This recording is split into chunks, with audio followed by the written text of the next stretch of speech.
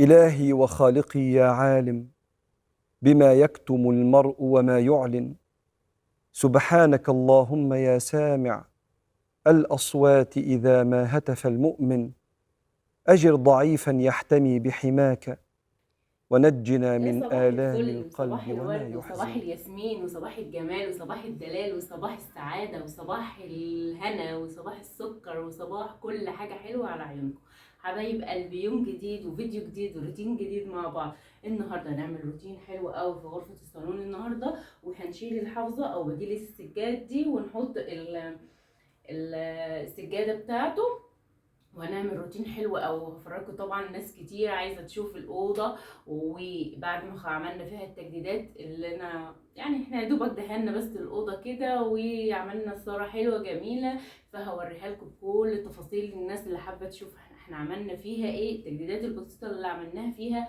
والفرق ايه اللي بان، ومجرد شويه تركات صغيره كده عملناها في الاوضه. وهنشوف بقى بديل السجاد يا ترى عمل النهارده ولا لا، وهقول لكم رايي بكل صراحه واقول لكم هي جايه منين. وطبعا انا قلت في الفيديو اللي فات هي جايه منين، بس النهارده هنعمل لها بقى ريفيو حلو كده. بصراحه بديل السجاد هو حلو وكل حاجه ما فيهوش اي حاجه، بس كل مشكلتي معاه ان هو خفيف، يعني بندوس على الارض كده احس ان انا دايسه على الارض والارض هي ساقعه. فهحط السجاده وهشيلها. طبعا هو حلو قوي قوي قوي للصيف، بس للشتاء لا بصراحه. بصراحة هو ناطق معايا الأوضة ومخليها جميلة ولايق مع الصالون بتاعي ومع الستارة الجديدة اللي احنا عملناها. بصراحة هي بصراحة شكلها في منتهى الجمال. مش عارفة بقى ممكن احطها فوق السجادة ولا لا، قولوا لي رأيكم تحت في الكومنتات. ويلا بينا نبدأ الفيديو بسرعة من غير لغي ولت وعجن كتير. بس ما تنسوش اللايك والشير وسبسكرايب للقناة لو أول مرة تشوفيني، وفعلي زر الجرس يوصلك إشعار بكل فيديو جديد احنا بننزله مع بعض. يلا نسمي الله ونذكر رسولنا الكريم، اللهم صل وسلم وبارك على سيدنا محمد وعلى اهله وصحبه وسلم. وبعد كده نروح نفتح الشباك بتاعنا وندخل الشمس والهواء وخلي الاوضه بتاعتنا تتنفس. وبعد كده هطلع كل الحاجات من قلب الاوضه، يعني هشيل السجاده اللي انا هفرشها بعد كده، وهشيل حافظه السجاده بتاعتي كده هبرمها علشان هعينها طبعا للصيف. لو انتوا قلتوا لي رايكم في الكومنتات تحت، احطها فوق السجاده ولا السجاده هيبقى شكلها حلو مع الصالون كده واسيب دي للصيف ولا ايه؟ قولوا لي رايكم كده تحت في ايه الكومنتات. وهشيل السجاده بقى الصغننه اللي انا حطاها تحت الشباك، وبعد كده هروح اجيب ادوات النظافه بتاعتي كده وهبتدي على طول بالنظافه. الاول كده حابه اشكركم على الكومنتات الحلوه الايجابيه اللي بتوصلني وعلى سؤالكم عليا. عارفه ان انا اتاخرت عليكم كام يوم على ما نزلت الفيديو، بس غصب عني كان زي ما طلعت معاكم اللايف وقلت لكم كان داخل عليا دور برد، فكان صوتي يعني بعافيه شويه، وكمان ما كنتش قادره حرفيا. قعدت 3 ايام كده نايمه في قلب السرير مش بعمل اي حاجه، يا دوبك كده ايه شويه تاتشات بسيطه اللي هو ايه اقوم اكل الولاد وانام تاني. الشقه حرفيا كانت متبهدله، يعني 3 ايام دولت كانت الشقه كفيله ان هي تتبهدل فيهم. فحبيت ان انا ابدا معاكم بغرفه الصالون كده عشان ناخدها تدريجي كده واحده واحده. لو ربنا ادانا شويه صحه، عايزه اقول لكم ان الواحد اليومين دولت الجو عمال يسقع ويحرر ويتلخبط خالص معانا، فاحنا مش عارفين احنا اذا كنا احنا في الصيف ولا كنا في الشتاء ولا ايه بالظبط. بالليل بيبقى ساقعة تلج، بالنهار بيبقى شوية حر وشوية ساقعة، الجو عشان مش مستقر فعشان كده بناخد برد. فالحمد لله على كل حال، ربنا يشفينا جميعا ويعديها الفترة دي على خير. لان اليومين دولت انتوا عارفين شهر 12 وواحد ده بيبقى الجو فيه مش كويس خالص، بيبقى ساقعة وبيبقى الميكروبات والبرد بقى والكورونا والكلام ده كله بتتنشط فيه الشهرين الساقعة دول. فربنا يعافينا يا رب ويشفينا جميعا. تعالوا نرجع للفيديو بتاعنا. الفيديو بتاعنا النهارده عبارة عن تنظيفة كده حلوة في غرفة الصالون. زي ما قلت لكم هنشيل كل حاجة كده وننضف ونلمع. بدأت اول حاجة طبعا ان انا انفض الشباك بتاعي كويس جدا، واجيب بقى ايه الجردل بتاعي وفي شوية مية وشوية كلوريكس الوان كده، ودي عارفين بتاعة المساحة بتاعة الحوائط اللي هي ان انا كنت بمسح بيها الحيطه دي طبعا اتبهدلت خالص، ما عادتش راكبه في قلب المساحه. فروحت بقى ايه واخداها كده عاملاها للشبابيك، حلوه قوي قوي قوي، تمتص معايا اي تراب، وفيها البزابيز اللي طالعه منها او الشراشيب اللي طالعه منها ديت بتدخل ما بين المجرى بتاعت الشبابيك كده، فبتنضف معايا بسهوله، بتشيل معايا يعني تراب. فانا بقيت عيناها بقى ايه للشبابيك زي كده. نفضنا الشباك ولمعناه، وكمان هنمسك بفوطه بقى كده ناشفه ننشف الشباك بتاعنا، ونلمع المرايات بتاعتنا. وبعد كده نشوف بقى هنعمل ايه. طبعا الستاره انا عشان فرحانه بيها فانا سايباها ثابته زي ما هي. مش يعني مش هشدها يمين ولا شمال ولا هفكها، علشان خاطر هي طبعا لسه جديده. وكمان الشباك ما كانش لامم معايا تراب. زي ما انتوا عارفين التراب بتاع الشتاء غير تراب الصيف. لو في الصيف كان صدقوني مش هستحمل الستاره، ممكن اشيلها خالص واسيب الشباك كده، لانه حرفيا كل شويه عايز يتنفض ويتكنس ويتلمع. خلصنا الشباك بتاعي. عايزه اقول لكم كمان انا طلعت فوق، عملت مسحت لمعت البرتكانه بتاعتي كمان. وبعد كده بدات بقى ايه ان انا يعني اجيب بقى ايه الارضيه كده، التراب بقى اللي نزل معايا من السلك بتاع الشباك همسكه بقى ايه، اكنس الحتت اللي بقى فيها تراب كده، واشد الكراسي واشد الكنب اكنس. وبعد كده نبدا نلمع مع بعض على طول الحاجات اللي موجوده في اللهم صل وسلم على سيدنا محمد الأوضة.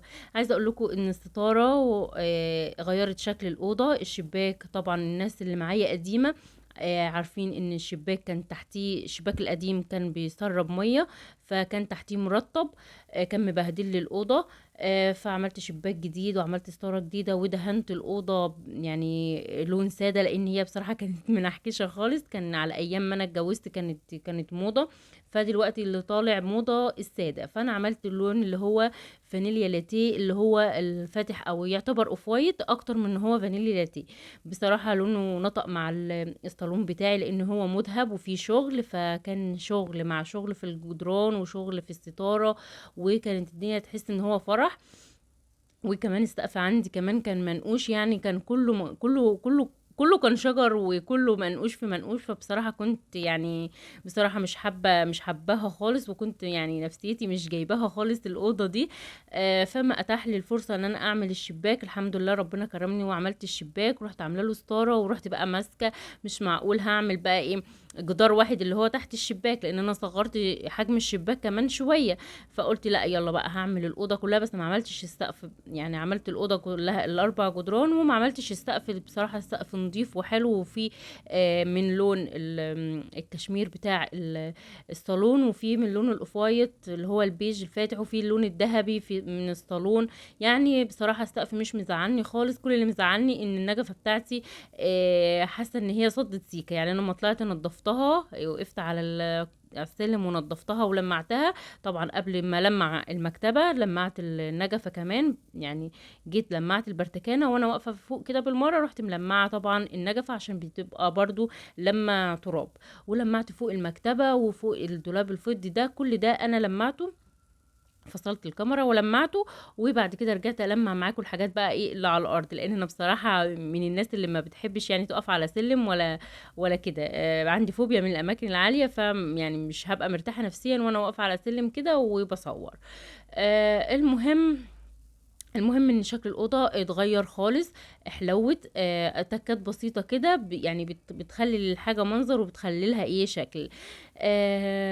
دهنا الحاجه ساده عشان تليق على يعني المكان، وتليق على العفش، وتليق على المكتبة بتاعتي، وتليق على الصالون. وطبعا زي ما انتوا شفتوا انا جبت لها بديل السجاد. بصراحة مخلية شكل الأوضة حلوة قوي قوي قوي تحفة. وهنشوف مع بعض دلوقتي شكل السجادة هيبقى عامل ازاي. ما تنسوش بقى تحطوا اللايك، مش كل مرة هقول لكم ما تنسوش تحطوا اللايك. اعذروني النهاردة لو انا مش يعني بتلقلق شوية في الكلام، لان بصراحة لسه تعبانة شوية ومش قادرة اتكلم خالص. وعايزة اقول لكم ان انا عينيا مش شايفة، وعندي صداع بصراحة، ودور البرد ده هزمني صحيا شوية إلى حد ما. ربنا يشفينا يا رب كلنا ويعافينا. هنمسك بقى ايه ورا كل كنبة كده، نلمع الكنبة او الكرسي او اي حاجة يعني بنشدها، نلمع تحتها الارضية ونلمعها وننفضها كويس جدا ونرجعها مكانها، عشان ما ناخدش وقت والحاجة يعني ايه بنحسش بكركبة في قلب الأوضة. فالحاجة اللي شديناها هنروح ماسكينها ملمعينها كده وملمعين حواليها ومرجعينها مكانها، عشان نحس ايه ان احنا كده عملنا وانجزنا في وقت قياسي. هنلمع الأوضة بقى كويس جدا لحد ما انتوا تحطوا لي كومنت حلو كده ليا بدعوة منكم كده. وحابة كمان اشكركم الناس الحلوة اللي بتكتب لي كومنتات، الناس الجميلة اللي بتعمل لي لايك، الناس الجميلة اللي لسه داخلة معانا. اتمنى ان انتوا تكونوا اتبسطتوا معانا في القناة بتاعتنا. وبصراحة مبسوطة جدا جدا بآرائكم وبكومنتاتكم والناس الحلوة اللي كلها ذوق وبتكتب كومنتات كلها طاقة إيجابية، وبتكتب كومنتات تحفزني وتشجعني، والناس اللي بتدخل تديني نصيحة. حابة أشكركم جدا جدا جدا. ربنا يا رب يديمكم نعمة في حياتي ويخليكم ليا. وأنا مش طالبة من ربنا غير شوية الحب اللي انتوا بتحبوهولي. طبعا احنا مش يمكن ما بنشوفش بعض، بنتقابل من ورا شاشة.